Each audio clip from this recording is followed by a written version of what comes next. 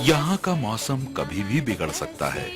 विशाल भोजपत्र के वृक्ष मिलेंगे कि विश्वास ही नहीं होता। पूर्व काल में ऋषि मुनि इन भोजपत्रों की छाल निकालकर उन पर पुराण लिखते थे। माँ लक्ष्मी जी प्रकृति का रूप बनकर यहाँ पर वास करती हैं। भक्तों, जब 5 पांडव स्वर्ग की ओर अपनी यात्रा कर रहे थे तो नकुल लक्ष्मी वन तक ही जा सका और यहीं पर नकुल ने अपना शरीर त्याग दिया था। नमस्तस्यै नमः। यहाँ का मौसम कभी भी बिगड़ सकता है और शाम को तो अक्सर बारिश होती है।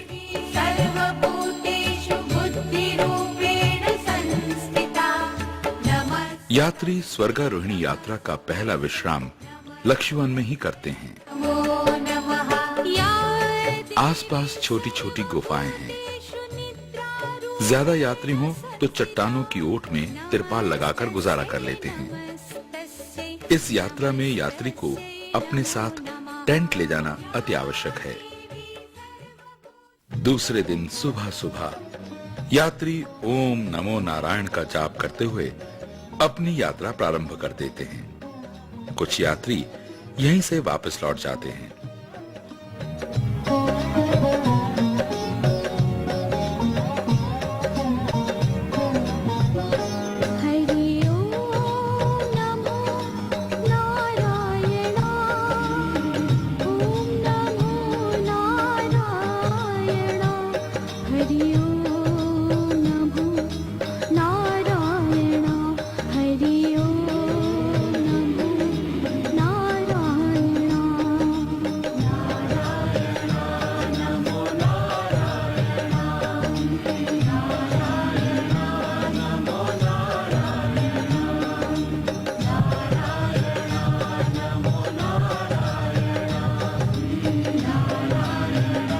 पत्थरों के ऊपर कभी झरनों को पार करते नमो नारायण का जाप करते हुए ये अमूल्य यात्रा का सौभाग्य प्राप्त करते हैं।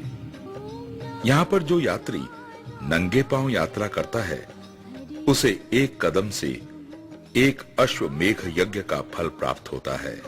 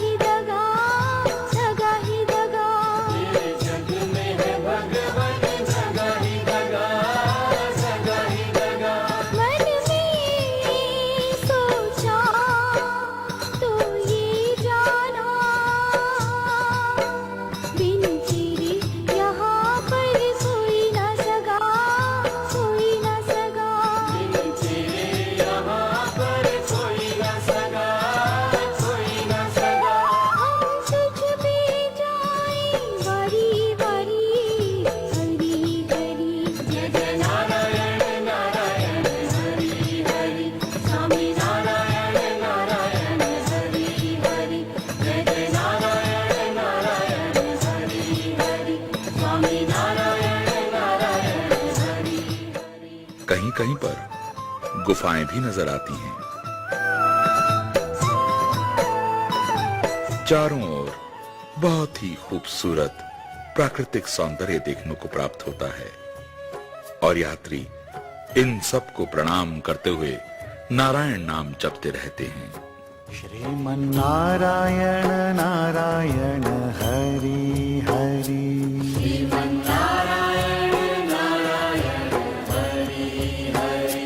श्रीमन्नारायण नारायण हरि हरि। यहीं से सामने एक पहाड़ दिखाई देता है। इस पहाड़ से 2 घाटियां नजर आती हैं। इसमें से एक घाटी का रास्ता अलकापुरी को जाता है और दूसरी घाटी का रास्ता सतोपंथ स्वर्गारोहिणी जाता है।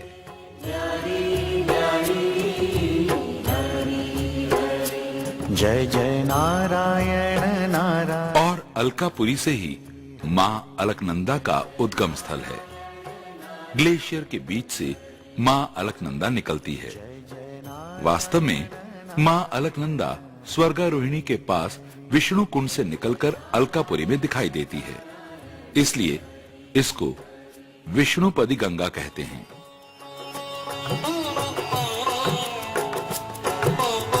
यात्रा में कभी कभी टीम का मुखिया सबको पुकारता चलता है, कोई रास्ता भटक ना जाए या फिर कोई पीछे ना रह जाए।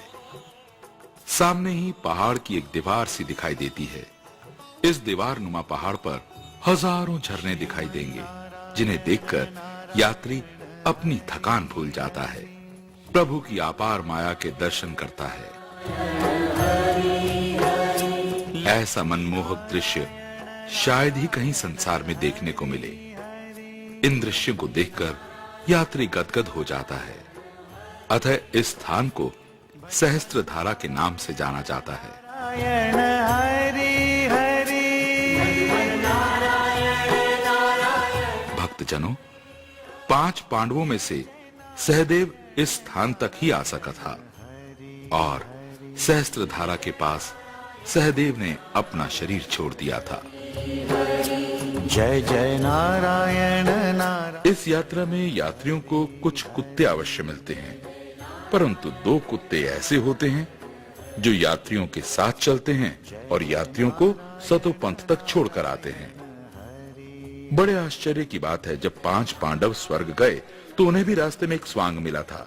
ये स्वांग साधारण नहीं था, बल्कि युधिष्ठिर की परीक्षा लेने के लिए स्वांग के भेष में स्वयं धर्मराज थे। स्वर्गारोहिणी की यात्रा में युधिष्ठिर के 4 भाई और पत्नी ने उनका साथ छोड़ दिया था, परंतु स्वांग उनके साथ साथ चलता रहा। कोई भी यात्री यदि स्वर्गारोहिणी चाहता है तो उनको आज भी ये स्वांग मिल जाते हैं और आपको स्वर्गारोहिणी तक छोड़ कर आते हैं। इनको देखकर लगता है कि ये सदियों से रीत चली आई है कि जो भी सत्य पथ के मार्ग पर चले तो धर्म उनके साथ आज भी है। सहस्त्रधारा को पार करके एक तलवार नुमा पहाड़ी पर चलना पड़ता है। हरि हरि।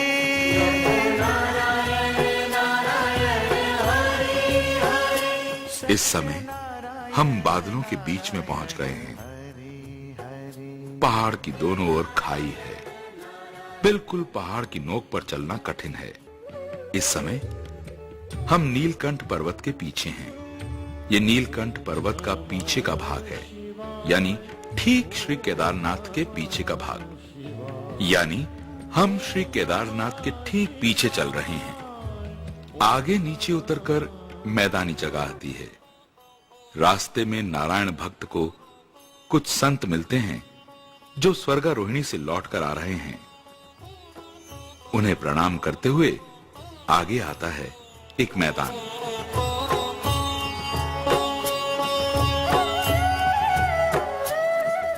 बड़ा ही सुंदर, चारों ओर पानी, जलधाराएं, लाल लाल फूलों के बीच बैठने का मन होता है। श्रीमन नारायण नारायण हरि हरि। यहाँ पर यात्री पंच स्नान आदि करके चाय पीते हैं और कुछ भक्ति में लीन हो जाते हैं। नारायण नारायण हरि हरि। यहाँ पर एकाग्र चित्त होकर भगवान का जाप करो तो श्री नारायण की छवि हृदय में उतर आती है। लगता है भगवान बद्री विशाल से साक्षात्कार हो रहा है। ये सब अनुभव की बातें हैं। केदार खंड में लिखा है कि घर में प्राणी 1 लाख माला जाप करे और सतोपंथ में 1 माला जाप करे, एक ही बराबर है। फिर क्यों ना हम भी भक्ति में लीन होकर अपनी यात्रा को सफल करें। और अब हम अष्टाक्षरी मंत्र का जाप करते हुए चक्र तीर्थ की ओर चलते हैं।